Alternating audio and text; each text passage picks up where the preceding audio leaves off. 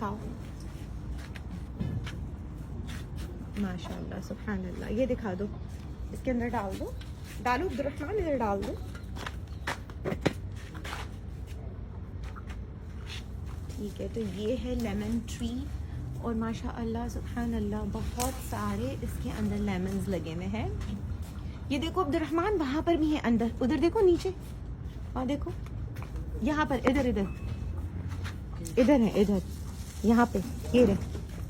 इसको निकालो, हाँ निकालो, इसको निकाल लो। और देखो ऊपर भी कितने सारे हैं, वहां पर भी लगे हुए हैं।